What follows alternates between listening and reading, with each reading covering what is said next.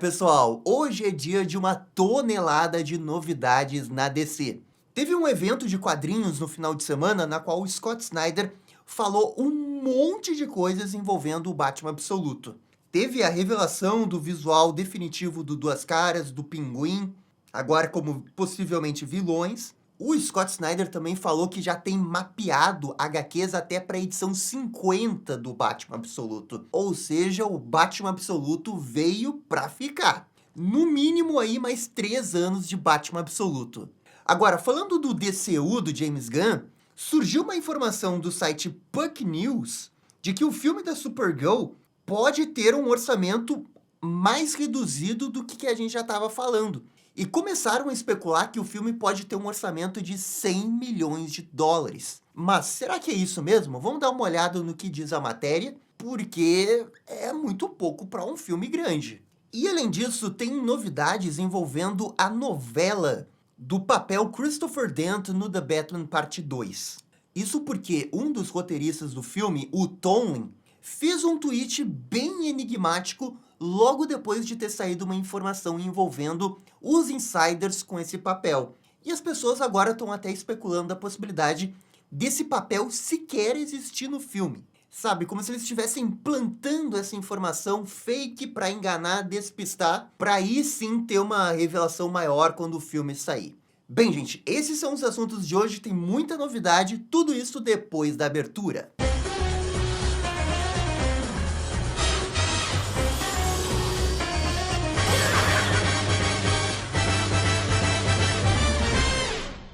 E pessoal, só antes da gente começar, se você é aquela pessoa que gosta de comprar quadrinhos, eu quero convidar você para participar do nosso grupo totalmente gratuito do WhatsApp e do Telegram. O Arthur é o responsável em ficar procurando todas as grandes promoções de HQs de Marvel e DC. E ele fica postando no grupo o dia todo lá. E aí, se você quer ter as melhores promoções, você vai receber essas promoções direto no teu WhatsApp. Não precisa nem ficar procurando. Olha como isso facilita a tua vida. E o grupo é totalmente de graça, é só você entrar lá e você vai estar recebendo as promoções. Se você quer participar, o link está aqui embaixo, galera. É isso, esse era o recado que eu queria dar. Vamos começar falando sobre a situação do filme da Supergirl.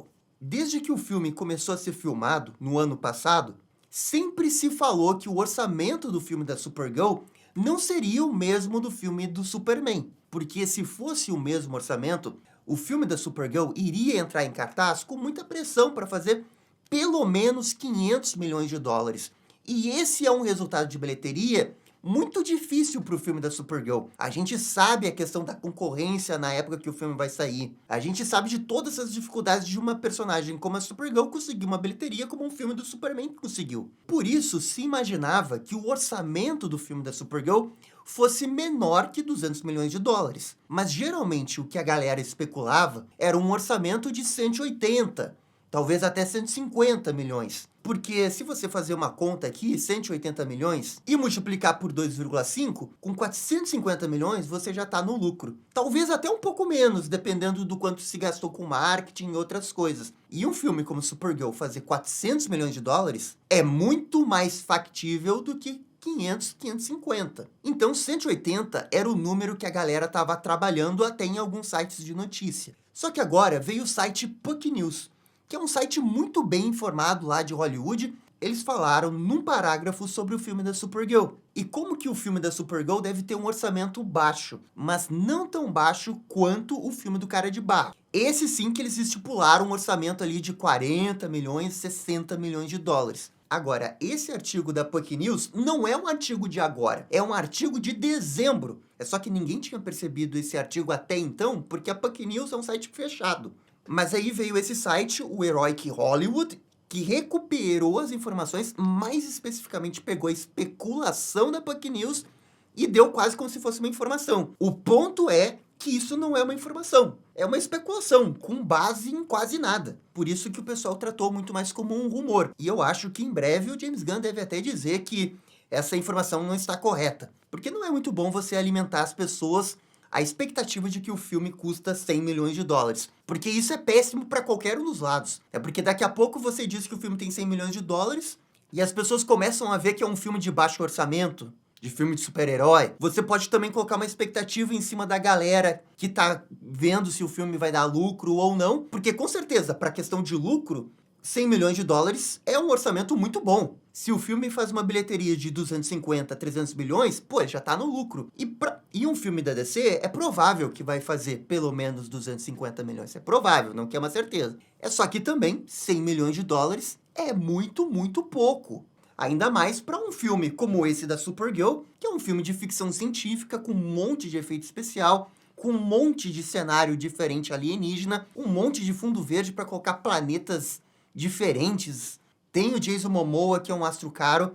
Sinceramente, eu acho muito, muito improvável que esse filme realmente custe 100 milhões de dólares. Do ponto de vista financeiro, é claro que seria bom, mas eu também não tô olhando só pela questão financeira, eu tô também olhando pela questão da qualidade do filme. Porque se o filme custa 100, eu fico preocupado em como que vão ser os efeitos especiais. Pô, 100 milhões de dólares, um filme grande assim, é a história do cobertor curto. Você vai subir o cobertor para tapar o teu rosto, mas daí os teus pés vão ficar à mercê do frio. Não tem como você fazer um filme de 100 milhões de dólares com essa proposta realmente ser uma grande, super, hiper, mega experiência cinematográfica. Não tem. Pra mim é um chute muito baixo. Agora, se o James Gunn chegar e falar, não, o filme custa 150, ok, aí eu já acho que talvez seja possível. Vamos lembrar que o Mulher Maravilha de 2017 custou 150 milhões de dólares. Claro que isso também foi em 2017, já tem 9 anos. Os 150 milhões de 2017 não são os mesmos de 2026. Mas também a gente já viu filmes de ficção científica recentes que custaram na faixa aí dos 120, 150, que funcionaram bem. Por isso que o artigo da Puck News faz sentido quando eles especulam que é um orçamento menor que Superman, maior do que Cara de Barro. Mas o chute dos 100 milhões aí eu acho que é um chute muito para baixo.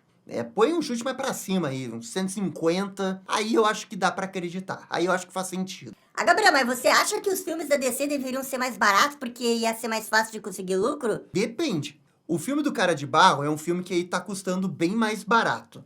Para um filme do Cara de Barro, que não deve ter tanto efeito especial, a não ser quando ele se transforme, né, na criatura Cara de Barro, e ainda assim, o Cara de Barro é aquele cara que se transforma em outras pessoas. Na teoria, você só vai gastar efeito especial quando ele estiver se transformando e quando ele estiver destransformado. Para um filme com baixo orçamento, isso é muito fácil de resolver, né? Você deixa ele a maior parte do tempo transformado em alguém ou na sua forma do Matt Hagen. É fácil de resolver isso. Agora, quando a gente já tá falando de um filme mais super-herói, com uma grande aventura, um filme como Supergirl, cara, eu torço que os orçamentos sejam na base dos 200 milhões de dólares. Porque eu quero que seja o melhor filme possível. Se os caras vão trabalhar com um orçamento um pouquinho mais apertado, eu entendo pela questão financeira, mas não dá pra reduzir 100 milhões de dólares, porque, pô, aí é muito. Pô, aí você começa a prejudicar todo o filme. 180, ok, você pode cortar um pouquinho aqui, um pouquinho lá, mas isso não vai prejudicar, no geral, o filme. Pô, mas muito abaixo de 180, muito abaixo de 150, já é algo que eu não torço para esses filmes grandes da DC. Eu quero o melhor filme possível, eu não quero ver um filme Netflix no cinema. Não quero. Quero que seja uma grande experiência cinematográfica, quero que seja uma grande aventura, quero que esse herói, no caso a Supergirl, tenha o melhor filme possível para ela. Mas eu não vou ficar aqui torcendo para que o filme tenha 100 milhões de dólares, porque daí ele vai conseguir lucro, porque ele vai ter mais chances de ter sucesso na bilheteria. Pô, eu não tô torcendo pra número. Tô torcendo pra que o filme seja bom. Claro que eu também quero que o filme dê lucro, porque esse negócio depende de dar dinheiro. Se o filme do Cara de Barro, o filme da Supergirl e o filme do Homem do Amanhã floparem, ninguém sabe o que vai acontecer com James Gunn. Esses filmes têm que dar lucro. É óbvio que eles têm que dar lucro. Mas também, pô, tem que ter um equilíbrio aí, né? Você não pode chegar e dar um orçamento de 100 milhões de dólares pra um filme do tamanho da Supergirl, porque não é o orçamento que uma heroína desse tamanho merece, sabe? Não é. Então, vamos torcer que o James Gunn desminta essa informação dos 100 milhões e confirme o orçamento do filme, seja na casa de 150 ou 180. Pô, a gente tava falando ontem mesmo do filme do Homem-Aranha. Filme com orçamento de 200 milhões de dólares, pelo menos, pelo que a gente sabe. E tem ali aquelas cenas lá das capas que o pessoal não gostou e o pessoal tava reclamando. O que iria sobrar para um filme de 100 milhões de dólares? Complicado. Não dá para torcer que o filme tenha 100 milhões de dólares só porque daí vai ser mais fácil do filme alcançar um break-even. Mas eu também não acredito nessa especulação. Eu acho que é um chute muito longe da realidade. Mas vamos agora para o próximo assunto, que é a novidade no universo absoluto, especialmente nas HQs do Batman. Nesse final de semana teve mais um evento de quadrinhos chamado MegaCon. E no evento teve um painel da DC com a presença do Scott Snyder. E no evento, o Scott Snyder revelou um monte de coisas. O primeiro ponto mais importante é que ele confirmou que já planejou 50 HQs do Batman Absoluto. Ele sabe mais ou menos o que fazer até a edição 50. E não descartou a possibilidade das HQs continuarem depois da edição 50. E como a gente tem 12 edições por ano, isso garante pelo menos 3 anos de Batman Absoluto. Essa informação é importantíssima porque tinha aquela galera com medo que a DC terminasse o universo absoluto daqui a 2 anos, por exemplo. Assim como a Marvel tá agora para terminar o universo Ultimate. Que a gente precisa confirmar se realmente vai terminar, se eles vão dar um jeito de continuar de algum jeito diferente. Mas enfim, tem essa promessa que o Ultimate Endgame é o final do universo Ultimate, o novo, né? Os fãs da Marvel acharam que essa jogada da Marvel foi muito errada, porque o universo Ultimate tava indo bem, mas eles entenderam que não tinha que terminar. E os fãs da DC também não queriam que isso acontecesse com o universo absoluto, já que é o grande acerto da DC aí da última década. Mas assim, para essa galera que tava preocupada, vocês realmente acham que a DC iria encerrar esse universo absoluto assim, com 2, 3 anos? Gente, olha, vai ficar por 5, se pá, até 10 anos o universo absoluto. Até chegar aquele momento que a galera não vai mais aguentar, sabe? A minha opinião tem que terminar no auge. E eu acho muito difícil o universo absoluto continuar no auge, do jeito que ele tá, por 5, 8 anos, sabe? Sinceramente, pô, eu iria marcar 52 edições. São 52 edições, termina tudo na edição 52. Porque eu tenho muito medo de acontecer o que aconteceu com o final do universo Ultimate dos anos 2000. O universo Ultimate, pô, começou tipo o universo absoluto da DC. O HQ do Homem-Aranha, a HQ dos X-Men, tudo bombando. Teve muitas pessoas que começaram a ler quadrinhos por causa do universo Ultimate da Marvel. Mas, eventualmente, todo esse universo Ultimate foi perdendo fôlego, porque a Marvel continuou fazendo... Ela perdeu muita noção de como levar a história também. E aí foi perdendo hype, até que, eventualmente, era muito mais negócio encerrar o universo, como... Lá chegou o Jonathan Hickman e fez uma saga de gênio. Mas isso é o que eu faria. Porque, assim, uma coisa é certa, hoje é um sucesso absoluto. Ninguém vê isso terminar tão cedo. Aliás, esse era o gancho que eu queria dar para a próxima informação de Scott Snyder, porque ele confirmou que o primeiro grande evento do universo absoluto vai acontecer em novembro. Só que daí ele não confirmou se é o Crise Absoluta que a gente viu no final da saga DCKO. Eu tô achando que não. Me parece que esse evento do Darkseid vai ficar para 2027. Esse é o grande roadmap do planejamento do Scott Snyder. E o evento que ele tá falando do universo absoluto, para mim, só envolve o universo absoluto. E aqui vai entrar um pouco de especulação minha, porque a HQ do Caçador de Marte Absoluto, ela vai terminar na edição 12. Que é, se eu não me engano, a edição de maio. E a HQ vai terminar porque o Dennis Camp aí, que é o roteirista, ele recebeu uma outra proposta da DC, na qual ele disse que não dava para recusar. E bem, geralmente as HQs são planejadas com 6 meses de antecedência. Então, se ele parar de fazer o Caçador de Marte na edição 12, lá em maio, e o evento vai sair em novembro, eu acho que existe uma possibilidade do Dennis Camp acabar sendo o cara que vai fazer esse evento. E não o Scott Snyder, como todo mundo acha que vai ser. Mas isso é especulação minha. Para mim, esse evento de novembro é o grande crossover das HQs. É quando a gente vai ver a Liga da Justiça do universo. Liga da Justiça entre aspas, porque a Liga da Justiça já existe e é aquela versão dos vilões. Se eles forem fazer uma Liga da Justiça com os heróis, deve ter um outro nome. Só não chamem de Os Absolutos, tá? Não vamos copiar a Marvel nesse nível, né? Vamos chamar de uma outra coisa. Mas enfim, esse vai ser o grande evento da DC a partir de novembro. Provavelmente a DC deve revelar esse evento na Comic Con de San Diego, que vai acontecer em julho. Bem, a outra coisa que o Scott Snyder confirmou é que o Cara de Barro vai aparecer na edição 23. Lembrando que o Cara de Barro já tinha meio que aparecido rapidamente lá naquela edição que o Batman foge de Arkham. No fim, aquela edição que o Batman foge de Arkham acabou servindo para apresentar vários vilões que a gente iria ver nas suas próprias sagas no futuro, né? E essa versão do Cara de Barro é realmente muito interessante porque parece ser várias pessoas num corpo só. Além disso, o Scott Snyder também disse que na edição 21 vai acontecer finalmente o grande encontro do Batman com o Coringa Absoluto, que é algo que a HQ já vem preparando há um bom tempo. Mas não é porque eles vão se encontrar que eles vão ter algum tipo de luta ou que vai ser uma finalização de arco, nada disso. Pô, o próprio Scott Snyder falou que ele planejou HQs até a edição 50. Se ele falou isso, vocês realmente acham que o Coringa vai ser derrotado na edição 21, 22, 23, 24, 25? Ah, não vai. Ele vai continuar. Pra mim, o Coringão Absoluto vai seguir até a edição 50, sim, até a grande saga que ele tá planejando aqui, que não é essa, tá? A outra coisa é que a gente vai ter vilões novos. Até esse momento, né, a gente tá tendo um monte de adaptação de vilões do Batman. É o Pinguim, é o Cara de Barro, Era Venenosa, Coringa. Mas o Scott Snyder também confirmou que a gente vai ter vilão novo. Só que, infelizmente, ele também não deu nenhum novo detalhe envolvendo isso. Vale lembrar, né, que o Scott Snyder, na época dos 952, ele criou 2 grandes vilões para a galeria do Batman. O primeiro, que eu acho que é o grande magnum opus dele, que é a Corte das Corujas. E lá no final da saga, ele criou um vilão que é mais desconhecido, o Senhor Flor, mas que continuou aparecendo nos quadrinhos da DC. Recentemente ele apareceu na Força Tarefa Z, que era um grupo liderado pelo Capuz Vermelho, com um monte de vilão integrando a equipe e eles estavam zumbificados. Esses 2 vilões que ele criou, claro que Corte das Corujas está no outro patamar, que todo mundo ama, mas o Senhor Flor eu acho que é um vilão muito legal, eu gosto muito da aparência dele. Eu queria que ele fosse mais explorado, eu queria que ele tivesse uma saga só pra ele, pra mostrar realmente o potencial dele. A gente não pode esquecer que ele criou o Batman aqui. Ele é muito bom em criar conceitos e personagens. Fico muito empolgado pra ver o que ele vai fazer envolvendo esse novo vilão pro universo absoluto. E a última coisa envolvendo o Batman absoluto é a questão dos Robins. No outro evento da semana passada, o Scott Snyder tinha falado que um Robin seria tipo um pupilo do Coringa. Só que agora o Scott Snyder deu uma outra bomba. Ele disse que essa capa da HQ do Batman, que tem o R gigante, isso daqui é uma capa provisória, não é a capa final. A capa final vai mostrar, segundo a palavra dele, os designs dos Robins.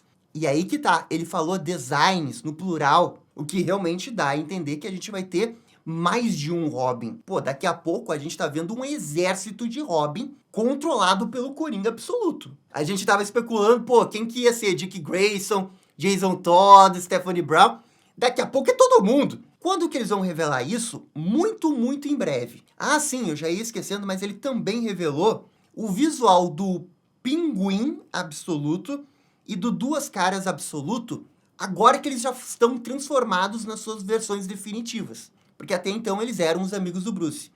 Foi dito que o Duas Caras vai lembrar uma coisa meio Punisher. Daqui a pouco, então, a gente vai ver um Duas Caras justiceiro, né? Que talvez mate as pessoas. E destaque para esse cabelo maravilhoso do Duas Caras, né? E o Pinguim, cara, considerando tudo que aconteceu, eu tô feliz que ele consegue ficar em pé, né? Vocês lembram daquela imagem que apareceu na HQ do Batman, ele todo desfigurado na cama do hospital?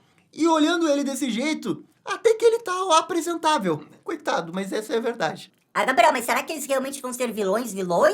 Pra mim, a construção do Batman Absoluto até o momento tem muito a ver com esses amigos do Bruce, né? O que cerca ele. A primeira saga foi muito sobre isso.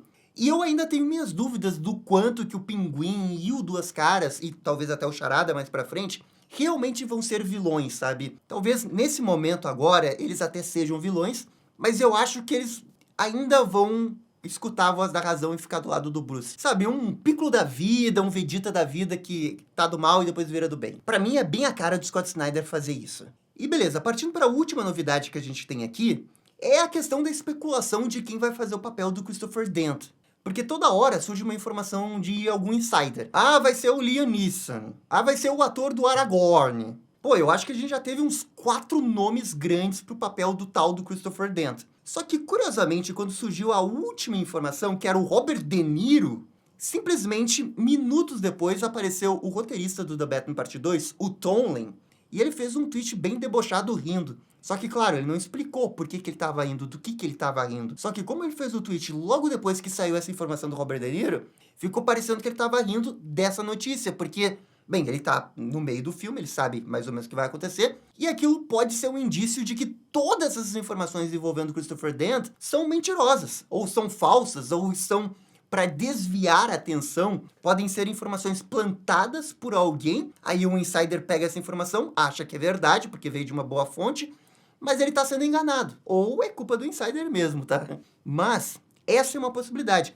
E se eles estão tentando dizer que é o Christopher Dent que tá no filme, sendo que na verdade não é o Christopher Dent, ele vai fazer um outro papel. Um papel grande, um papel secreto. E aí você poderia entender por que eles estão querendo um ator tão grande assim. Pô, faz muito mais sentido isso do que achar que um ator grande vai querer um papel do pai do Harvey Dent num flashback. E é nisso que veio uma galera, e até especulou de um jeito que eu fiquei bem empolgado, mas é especulação, tá, gente? De que, na verdade, esse papel do Christopher Dent seria pra alguém da Corte das Corujas. Aí meu coração bateu muito forte, pra mim seria genial. Você esconder toda a jogada que vai ter a Corte das Corujas, dizendo que é um outro personagem. Se for isso, parabéns a todos os envolvidos, porque estão conseguindo enganar todo mundo, os insiders especialmente. Mas eu quero lembrar que até o momento não há nenhum indício de que a Corte das Corujas vai aparecer no The Batman Parte 2. É muito mais um desejo dos fãs por causa de como que a Corte das Corujas se encaixa nesse ambiente do The Batman. A Corte das Corujas ser o final boss da parada realmente